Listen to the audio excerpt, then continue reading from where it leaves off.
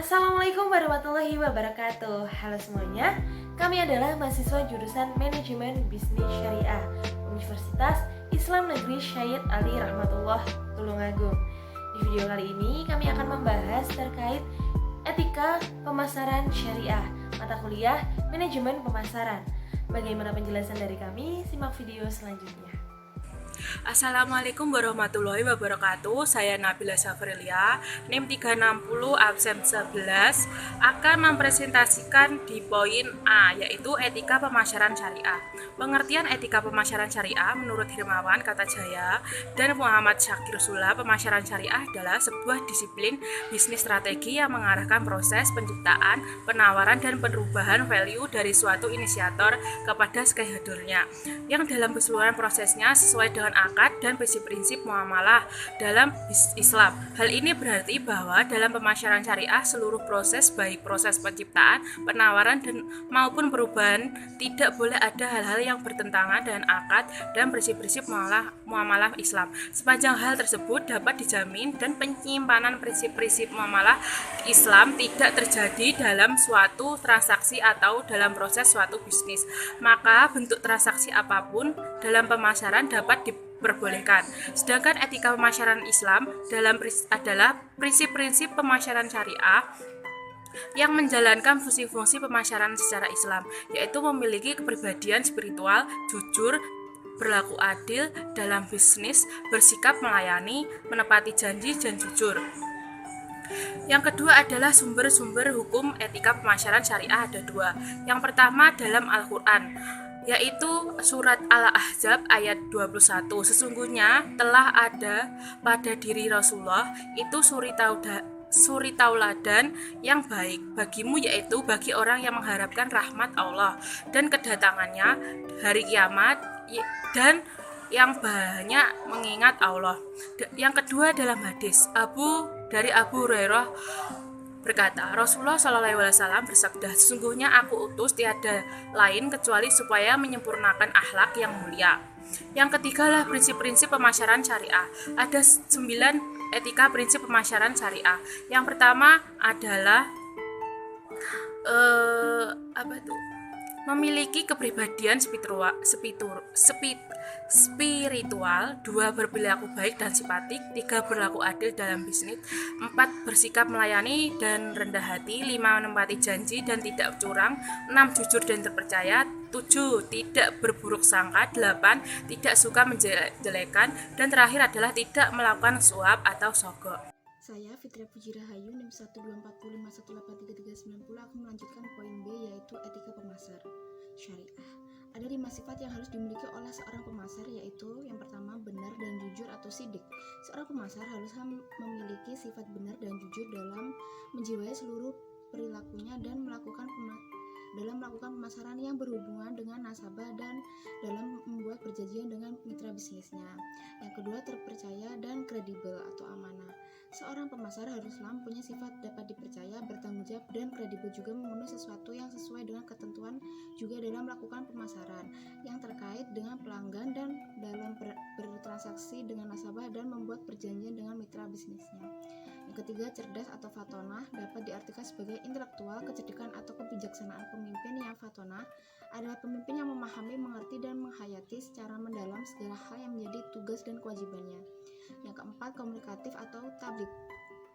Komunikatif dan argumentatif. Orang yang memiliki sifat ini akan menyampaikannya dengan benar dengan tutur kata yang tepat, berbicara dengan orang lain dengan sesuatu yang mudah dipahaminya, berdiskusi dan melakukan presentasi bisnis dengan bahasa yang mudah dipahami sehingga orang tersebut mudah memahami pesan bisnis yang ingin kita sampaikan. 5. Konsisten atau istiqomah. Seorang pemasar syariah dalam praktik pemasarannya haruslah selalu istiqomah dalam penerapan aturan syariah. Nah, selain harus memiliki etika, pemasar juga dituntut untuk mematuhi norma yang sesuai dengan syariat Islam. Nah, dalam peranannya ini, pemasar itu diharapkan memiliki norma-norma etika, profesional, dan nilai-nilai etis yang ditunjukkan oleh tanggung jawab kita terhadap stakeholder. Misalnya pelanggan, terus kemudian karyawan perusahaan, terus kemudian investor, rekan kerja, dan semacamnya. Sebagai pemasar, kita itu harus yang pertama itu tidak membahayakan. Nah, ini berarti secara sadar itu kita menghindari tindakan-tindakan berbahaya atau kelalaian dalam mewujudkan standar etika yang tinggi dan mematuhi semua hukum dan peraturan yang berlaku dalam pilihan yang telah kita buat. Nah, kemudian yang kedua itu kita harus meningkatkan kepercayaan yang tinggi. Nah, ini berarti seorang pemasar itu harus berjuang untuk terus jujur dan adil dalam memberikan kontribusi terhadap efektivitas proses pertukaran serta menghindari penipuan dalam desain seperti produk, harga, komunikasi, kemudian distribusi seperti itu. Nah, yang ketiga ini kita harus berpegang pada nilai-nilai etika. Dan ini berarti kita dalam menjalin hubungan serta meningkatkan kepercayaan kepada konsumen, seorang pemasar atau kita itu harus memiliki nilai-nilai kejujuran, tanggung jawab, keadilan, kemudian respect, transparansi, dan memiliki rasa tanggung jawab sosial yang tinggi. Nah, nilai-nilai etika seperti apa? Yang pertama itu tadi yang telah kita bahas, yaitu kejujuran. Nah, kita itu sebagai pemasar, kita itu harus memiliki sifat jujur atau kita itu harus memiliki kejujuran dalam berhubungan dengan pelanggan maupun stakeholder yang lain. Nah, untuk tujuan itu, kita seorang pemasar itu harus yang pertama yaitu berusaha untuk menjadi jujur pada setiap situasi dan kondisi apapun. Kemudian yang kedua, itu kita harus memenuhi nilai produk yang disajikan saat kita menawarkan produk. Jadi produk yang kita tawarkan itu harus sama nilainya dengan apa yang kita berikan. Terus kemudian kita harus mendukung atau kita harus berdiri di belakang produk kita jika mereka itu gagal untuk memberikan manfaat, atau kita harus bertanggung jawab ketika produk kita itu kurang di mata konsumen. Yang kedua adalah tanggung jawab. Nah, kita harus menerima segala konsekuensi dari keputusan pemasaran dan strategi yang telah kita bentuk. Nah, untuk tujuan itu, kita seorang pemasar itu harus yang pertama itu mengupayakan melayani kebutuhan seorang pelanggan. Yang kedua, kita harus menghindari penggunaan paksaan terhadap semua stakeholder. Kemudian yang ketiga, kita itu harus mengakui adanya kewajiban sosial terhadap masyarakat. Kita juga harus bertanggung jawab kepada masyarakat. Kemudian juga memiliki komitmen pelayanan terbaik kepada masyarakat serta seluruh stakeholder. Terus kemudian yang kelima, kita itu harus mempertimbangkan kepedulian kita terhadap lingkungan dalam setiap kebijakan yang telah kita ambil. Nah, faktor selanjutnya adalah keadilan, yaitu kita itu mampu menyeimbangkan antara kebutuhan dari pembeli dan kita sebagai penjual. Nah, untuk tujuan ini, seorang pemasar kita itu harus mempresentasikan produk dengan cara yang jelas dalam penjualan, iklan, dan bentuk komunikasi lain yang mendukung untuk kita berjualan atau kita mempromosikan produk kita. Terus kemudian yang kedua, kita itu harus menghindari manipulasi dan taktik penjualan yang dapat mengancam kepercayaan dari pelanggan. Jadi kita harus jujur serta tanggung jawab. Kemudian yang ketiga itu kita harus menolak untuk melakukan permainan harga, mempermainkan harga pasar. Kemudian selanjutnya yaitu kita harus menghindari partisipasi dalam konflik kepentingan, kepentingan untuk beberapa orang, kemudian atau beberapa urusan yang lain yang akan menguntungkan salah satu pihak. Terus kemudian faktor selanjutnya adalah respect. Nah, ini kita harus menghargai martabat dasar manusia dari semua stakeholder. Nah, untuk itu seorang pemasar atau kita itu harus yang pertama menyadari adanya perbedaan individu dan menghindari stereotip pada pelanggan berdasarkan suku, agama, ras, dan jenis kelamin maupun orientasi seksual dengan cara negatif dan tidak manusiawi. Kita harus menghindari.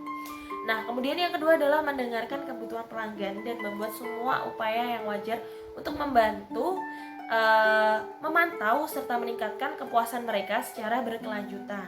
Nah, kemudian yang ketiga, kita harus melakukan segala upaya untuk memahami dan memperlakukan dengan hormat seorang pembeli, pemasok maupun perantara serta distributor dari semua budaya.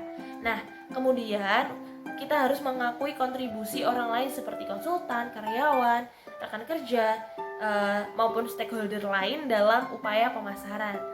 Dan yang kelima adalah perlakuan setiap orang itu termasuk pesaing kita itu seperti perlakuan yang kita inginkan.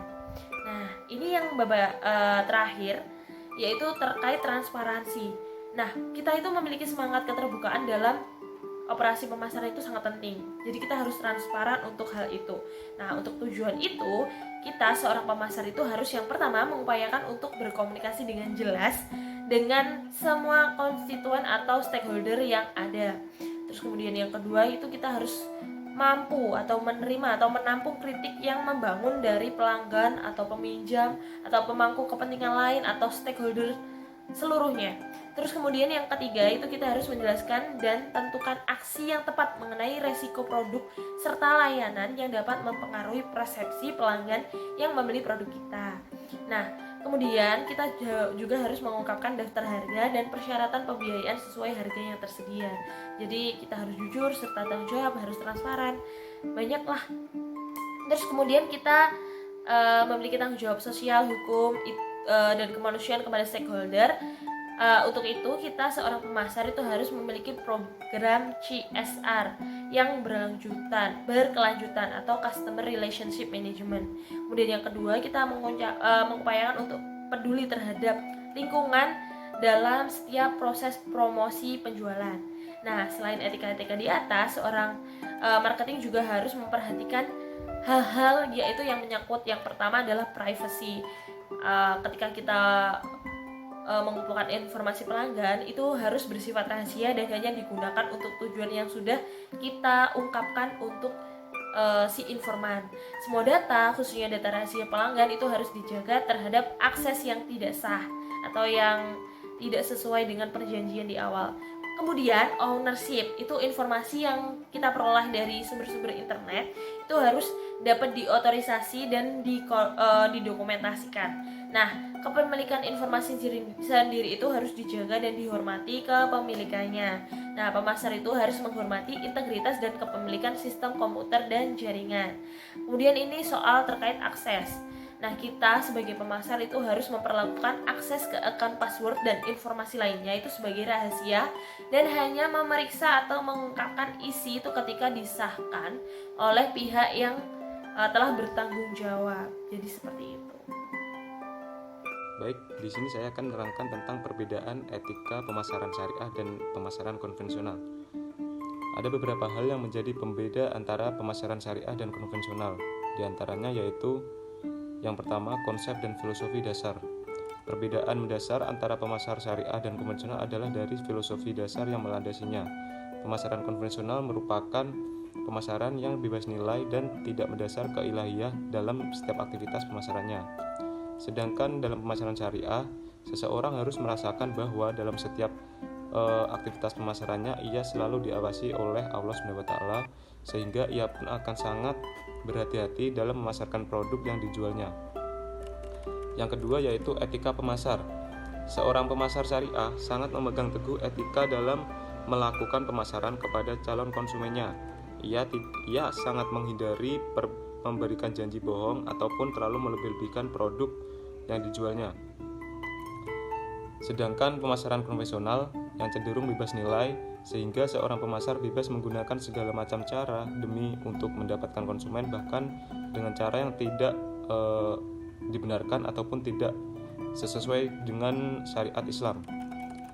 Yang ketiga yaitu pendekatan terhadap konsumen.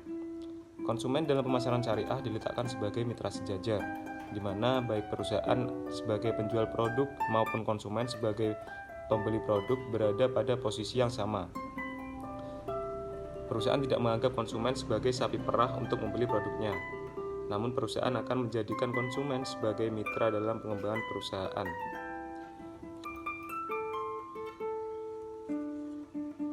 Sedangkan dalam pemasaran konvensional, konsumen diletakkan sebagai objek untuk target penjualan semata. Konsumen dapat dirugikan karena janji dan realitas seringkali berbeda. Perusahaan setelah mendapat target penjualan, ia tidak akan mempedulikan konsumen yang telah membeli produknya. Yang keempat yaitu cara pandang terhadap pesaing. Dalam industri perbankan syariah tidak menganggap pesaing sebagai pihak yang harus dikalahkan atau dimatikan. Konsep persaingan dalam pemasaran syariah agar setiap perusahaan mampu memacu dirinya untuk menjadi lebih baik tanpa harus menjatuhkan pesaingnya. Jadi ibaratnya pesaing itu bisa jadi motivasi buat perusahaan kita sendiri untuk bisa lebih maju terus. Sedangkan dalam perusahaan konvensional menganggap pesaing sebagai pihak lawan yang harus dikalahkan sebab dapat menghambat laju perusahaan. Konsep ini sebenarnya mengakibatkan pesaing setelah dikalahkan akhirnya kita sendiri tidak ada motivasi atau inovasi untuk lebih maju dari yang sekarang. Nah, itu tadi apa yang telah kami sampaikan. Terima kasih karena telah menyimak video kami dari awal hingga akhir. Kami harap dengan apa yang telah kami sampaikan dapat menambah wawasan untuk kita semua. Akhir kata dari saya, wassalamualaikum warahmatullahi wabarakatuh.